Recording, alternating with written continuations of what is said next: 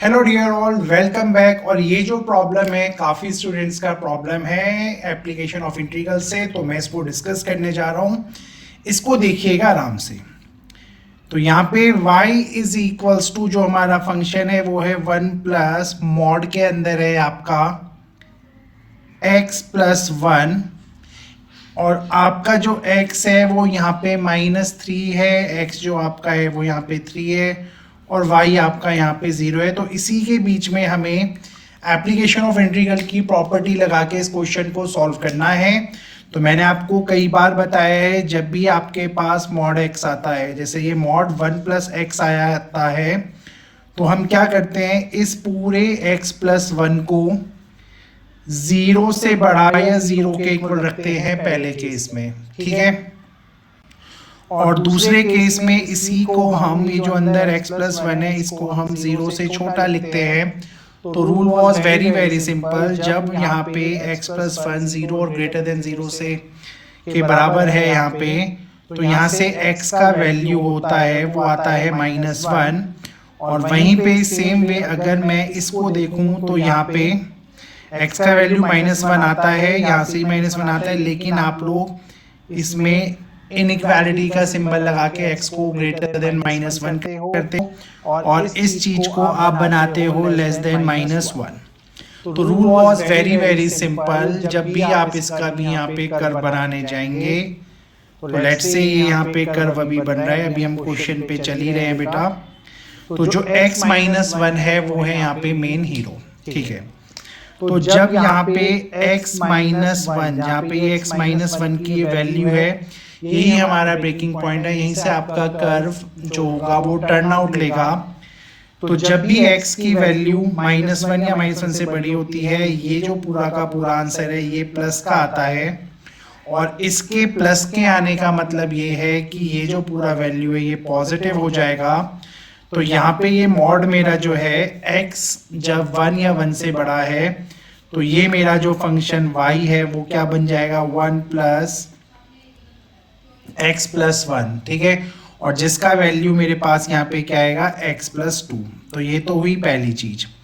Same way जब x मेरा -1 से छोटा है, -1 से छोटा होने का मतलब है यानी ये हमारा लेफ्ट हैंड साइड चला गया, और लेफ्ट हैंड साइड जाने का मतलब यहाँ पे ये होता है बेटा कि इसका जो अब आंसर आएगा मॉड x का, वो यहाँ पे नेगेटिव आता है। आपको पता होना चाहिए इस पॉइंट के राइट हैंड साइड में सबका सब ये मॉड x प्लस बनता है, और इसी के लेफ्ट हैंड साइड में जाके ये नेगेटिव बनता है ना।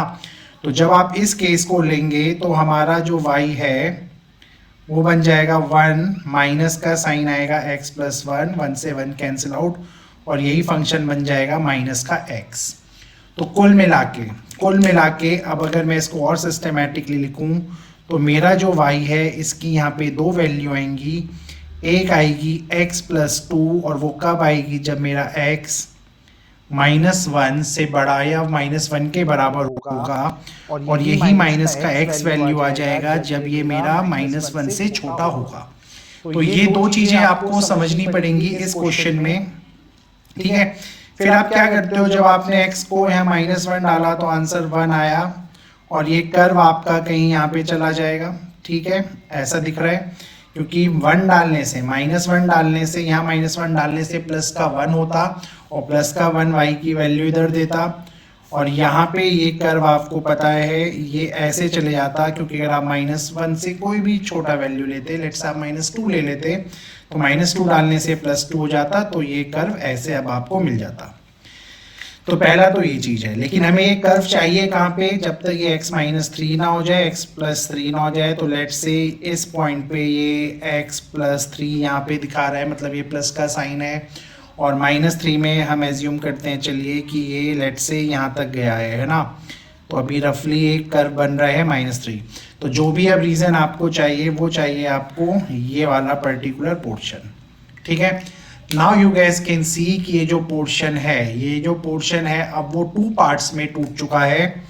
तो पहला पार्ट आपका है यहाँ से यहाँ तक का, ठीक है, -3 से -1 तक का, और दूसरा है -1 से 3 तक का।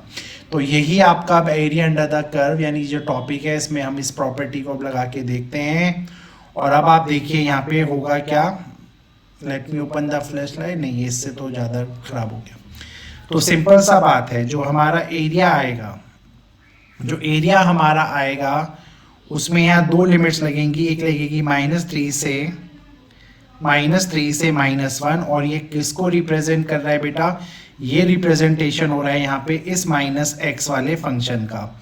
तो ये माइनस का x हो गया, और dx तो यहाँ पे लगता ही लगता है। आपको एक छोटू सा ट्राइंगल भी बनाना होता है, रेक्टेंगल, ये आपको पता है, एक इधर बनेगा, एक आप इधर भी बना सकते हैं, कोई चैलेंज नहीं है ना। तो डायरेक्ट हम इसको ऐसे लिख सकते हैं। तो एक एरिया तो ये हो गया, दूसरा आपको जो प्लस करना है एरिया वो -1 से यहाँ पे 3 तक का जाएगा, और उसके लिए जो y का वैल्यू है डेट इज x + 2, तो ये हुआ x + 2 into dx। Got it. अब जब मैं इसका यहाँ इंटीग्रेशन स्टार्ट करूँगा तो x का इंटीग्रेशन आपको पता है वो हो जाएगा मेरा x² 2, और ये लिमिट लग गई -3 से -1।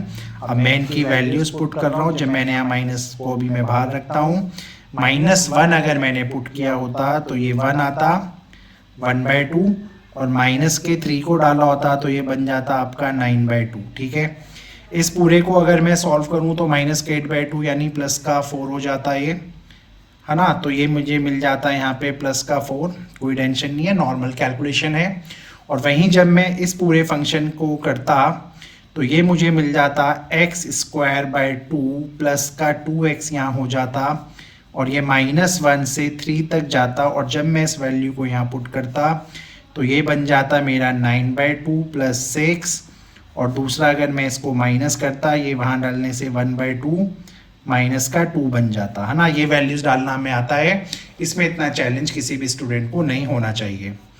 तो यहाँ से ये आपको मिलेगा बेटा, जब आप एलसीएम ले लेंगे 12 + 1 21/2, माइनस का साइन है, हाफ में से अगर आपने माइनस किया -3/2, जो कि 3/2 बन जाएगा, प्लस का माइनस माइनस प्लस हो जाता है, ये हो गया 24/2, यानी ये आपको दे देता 12। तो 4 + 12 अब आपका यहाँ 16 हो जाता, और 16 स्क्वायर यूनिट्स जो मेरा होता है यहाँ पे वो आ जाता मेरा answer. And with this way this question is done. Hopefully समझ में आया होगा हमने क्या क्या किया। मेन स्टेप तो इसमें आपका यहाँ पे ये वाले स्टेप होता है जो स्टूडेंट को समझ में नहीं आता है। आई थिंक क्लियर होगा। Thank you.